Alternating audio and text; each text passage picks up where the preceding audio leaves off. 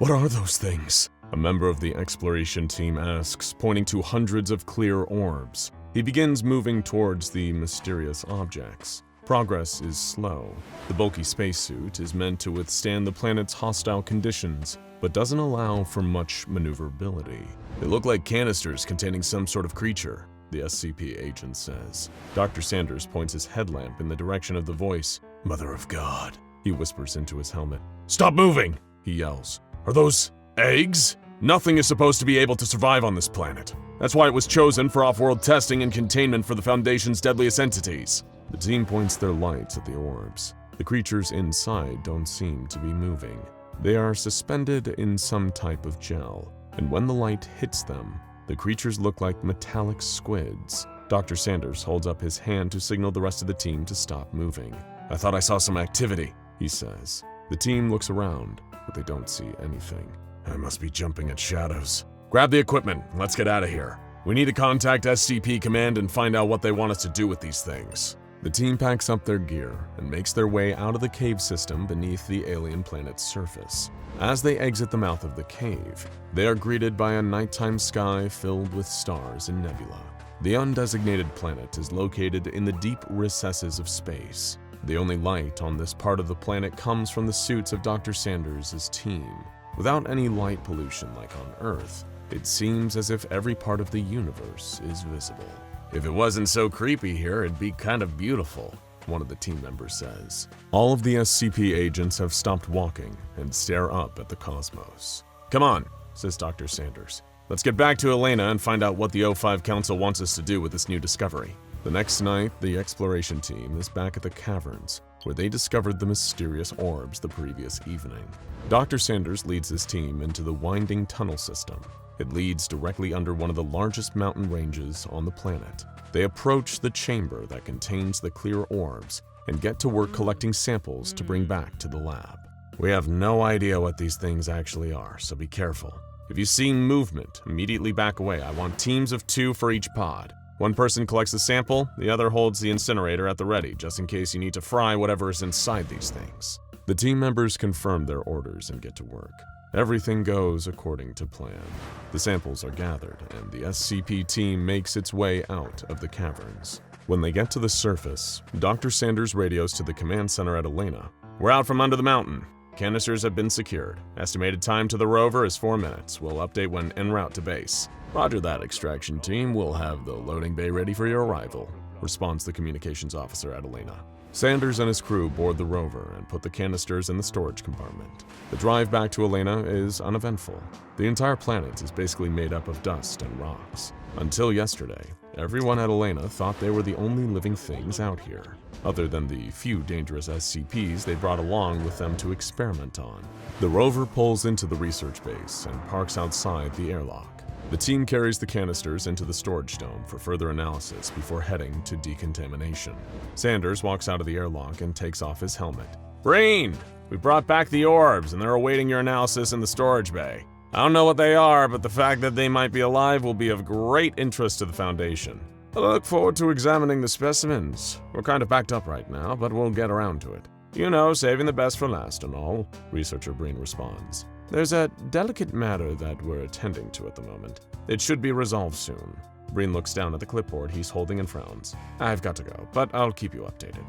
After a few days, Breen calls Dr. Sanders into his lab. You're going to want to see this. It's those weird egg-type specimens you brought back from the caverns. They've been designated SCP-1124. Perfect, I've been dying to know what these things are, Sanders says as he enters the lab. Do you mind if I record this, just so I have something to send back to my superiors at the Foundation?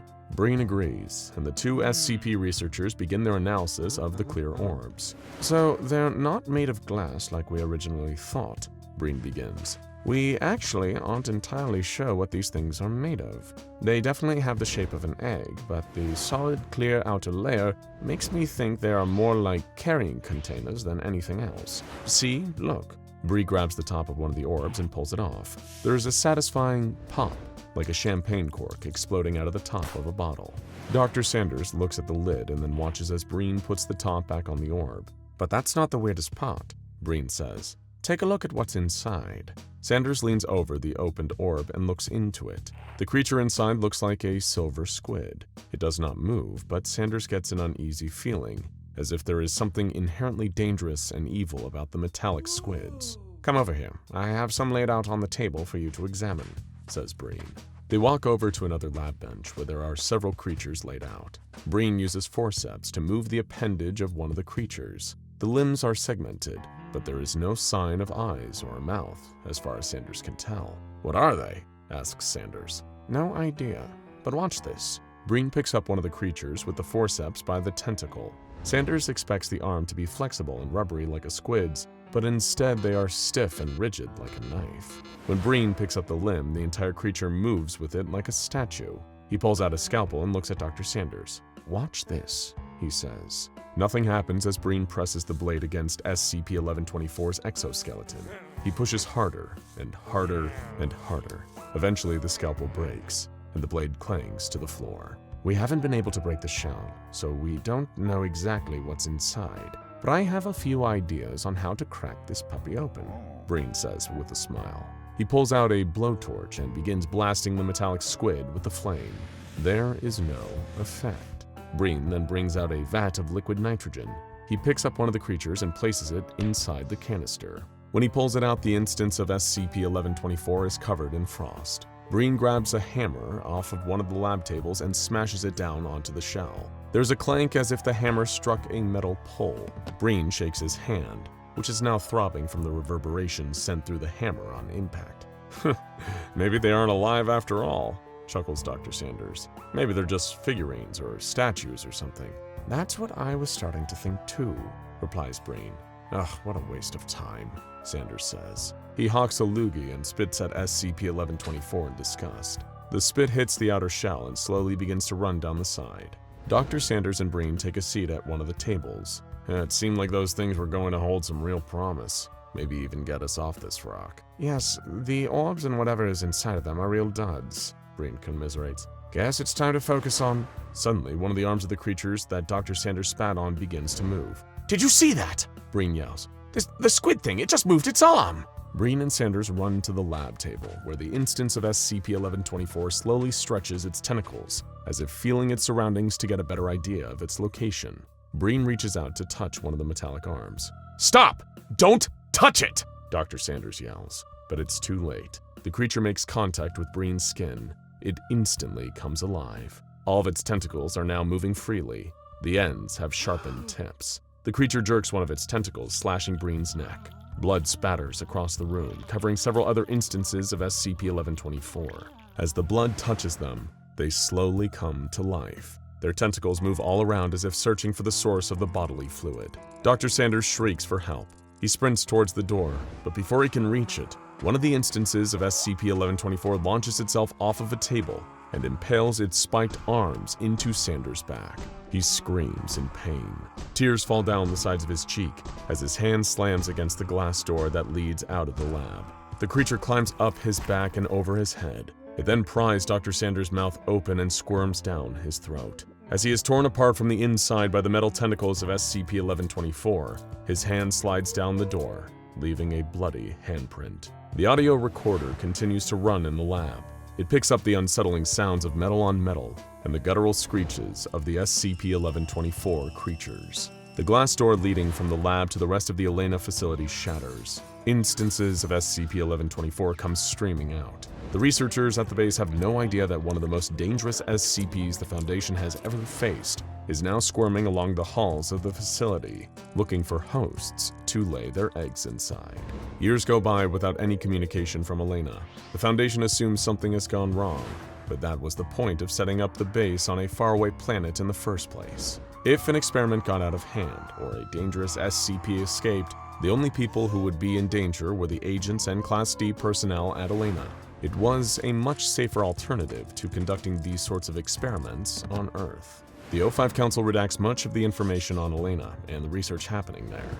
The file is buried deep within the Foundation's database and forgotten.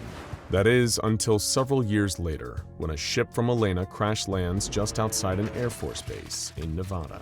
"General, We've just received word from the Foundation that one of our deep space research vessels has crashed in the desert not too far from here. The O5 Council has asked that we send a team to recover whatever is on board. Apparently, it came from a base called ILYENA. Never heard of it, responds the General. All right, let's send a task force to go retrieve whatever's on board that thing. A group of SCP scientists and agents are dispatched to carry out reconnaissance and containment procedures for the crashed ILYENA rocket. There is very little information on what to expect, as most of the reports and documents about ILYENA are classified. As the team sets out to recover whatever is on board the rocket, a reptile-like creature that has remained dormant at the base for the last 30 years twitches. No one notices the slight movement, even though this SCP is heavily guarded and deemed one of the biggest threats to humanity's very existence. General, we've reached the crash site. One of the agents radios back to the airbase. The rocket is in rough shape, but the cargo hold seems to be intact. We're opening it now. The extraction team uses welding torches to cut through the outer lock of the capsule. They pull back the door and peer inside. What are those things? One of the agents asks. As the flashlight moves across the cargo hold, the team can see hundreds of glassy orbs packed tightly into the space within the rocket. Well, let's get them back to the base so they can be analyzed, says the team leader. Using recommended containment procedures, the extraction team carefully removes each of the orbs and loads them onto a transport helicopter. All of the agents wear protective hazmat suits, and no one is allowed to directly come into contact with the orbs. Once the helicopter is loaded, it takes off and returns to the Air Force Base. The chopper lands, and a team of researchers load the orb into a containment pod, which is then immediately brought to the lab for analysis. I finally found some information on what ILYENA was and what these things might be. The lead scientist at the base informs the other researchers. It took a lot of digging, but I'm pretty sure the orbs are classified as SCP-1124. As far as I can tell, they contain some kind of squid-like statue, but the information from ILYENA is kind of spotty. Not exactly sure what happened up there. The other researchers listen as they're briefed. We're pretty much starting from scratch here, so be careful and use proper containment procedures as if you're dealing with an unknown SCP, the lead scientist finishes. The researchers nod to indicate they've heard what their bosses had to say, and then get to work. Deep underground, the reptilian creature still lies dormant. There are slight fluctuations in the thermal readings in its containment chamber, but the beast does not seem to wake. The SCP agents on duty note in their log that the thermal sensors might need to be recalibrated. The researchers enter a clean room and lock themselves inside. They have brought in one of the SCP-1124 orbs for further analysis. As the researcher who is holding the orb walks towards the table in the middle of the room, he accidentally trips. The other researcher reaches out and tries to grab his colleague but misses. The orb falls to the ground. The researcher scrapes his leg on the corner of the table. He doesn't notice the tear in his protective suit, where a small trickle of blood drips onto the floor. "Oh, that really hurt," the researcher says, rubbing his shin. The orb rolls in a circle on the ground. It slowly comes to a stop right on top of a drop of blood from the injured researcher. The orb begins to shudder. Both of the scientists look in shock as it rolls along the floor, banging into the containment chamber walls as if it was looking for a way out. The researchers jump to their feet and run after the orb. One of the scientists grabs the orb off the ground and holds it tightly in both hands. Suddenly, a hole appears in the orb's surface. The researcher looks at one another, their eyes wide in terror. The researcher holding the orb puts his hand over the hole to cover it. He instantly recoils in pain as something stabs him from within. A metallic tentacle appears through the hole in the orb, followed by a creature with a squid-like body. The creature remains motionless, sensing the room around him. The scientist not holding the orb races towards the storage closet to find something to cover the hole with. The other researcher remains motionless, hoping that the creature will just go back into its container. Without warning, the creature launches itself at the faceplate of the researcher holding the orb. It smashes through the protective shielding and enters the mouth of the researcher. The other scientist screams in terror. He runs out of the containment chamber and slams down the button to activate the failsafe to prevent a containment breach. The room begins to fill with mist and trifilic acid. Alarms sound in the lab. Other SCP personnel come rushing in. They watch in horror as the head of the researcher with SCP-1124 inside of him starts to expand. Blood begins to pour out of his nose, eyes, and ears. Then, with a gruesome pop, the researcher's head explodes. The researchers lean closer to the window to get a better look at what's happening. They scan the room when suddenly an instance of SCP-1124 slams into the observation glass. The researchers jump back in surprise. A crack runs the length of the observation window. At the same time, the alarms are going off in the research lab. different alarms sound deep within the facility. Sensors have picked up a huge jump in thermal energy in the reptilian creature's chamber, along with the movement of its tail and limbs. Armed SCP Foundation agents run towards the containment chamber, but when they are only a few feet away, the blast door is forced off its hinges and slams against the far wall of the complex. The containment team screeches to a halt as SCP-682 slowly lumbers out of its cell and shakes its body. The creature locks eyes with the agents, who are frozen in shock. It curls back its lips to reveal razor-sharp teeth. Saliva falls to the floor. "Open fire!" one of the agents yells. They fire a barrage of bullets at SCP-682, but they seem to have no effect. The creature stalks towards the agents and uses its claws and teeth to tear them apart. SCP-682 runs through the facility, killing every living thing in its path. It bursts out into the sunlight, where it sniffs the air. It then sprints towards the high-density fence and bursts through it as if it was nothing more than cobwebs. SCP-682 runs in the direction of the crashed ILYENA rocket. A battalion of agents is deployed to stop SCP-682, but the monster quickly destroys anyone and anything in its path. It seems to be on a mission, and nothing will stop it. When SCP-682 reaches the rocket, it consumes the entire research team that is there examining the spacecraft. It then begins sniffing around the area and climbs into the cargo hold. It's looking for something. Mobile Task Force IOTA-5 approaches the rocket in 2 teams. The first is on the ground in armored vehicles. The second is in a helicopter. They have a plan. It seems that SCP-682 is looking for the orbs that were inside the rocket. For some reason, they are incredibly important to SCP-682, and it will stop at nothing to find them. SCP-682 is acting like a mother searching for a lost child. Mobile Task Force IOTA-5 has brought one of the SCP-1124 orbs with them in hopes they can lure SCP-682 back to its containment chamber. When the first team approaches in the chopper, SCP-682 stops its search. The creature sniffs the air and spots the helicopter. "Uh-oh, I think he spotted us," says the pilot. The ground force opens fire on SCP-682, but the creature does not seem interested in them.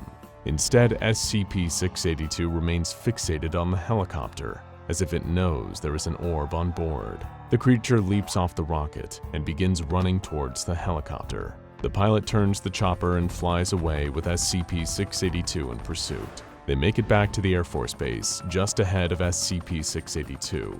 One of the agents jumps out of the helicopter with the SCP-1124 orb in his hands. He races towards a mobile containment chamber, where he places the orb at the far end before turning to get out. When he looks up, SCP-682 is standing in the doorway. Its chest heaves up and down.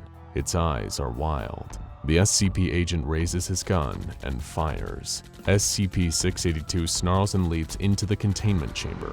The whole thing shakes as the agent is torn apart. His gunshots and screams are silenced as the door to the containment chamber shuts. The fiasco known as the Grey Dragon Incident is an embarrassment to the Foundation. The O5 Council has everyone involved terminated. SCP-682 is secured in a new containment facility far away from SCP-1124, and the mysterious orbs are placed in their own containment chamber and hidden away from the world. The working hypothesis is that SCP-1124 are the eggs of SCP-682, but further tests will need to be done. And since both of these SCPs are extremely dangerous, these experiments might need to be conducted on a faraway planet. Perhaps it is time for the SCP Foundation to revisit ILYENA once again.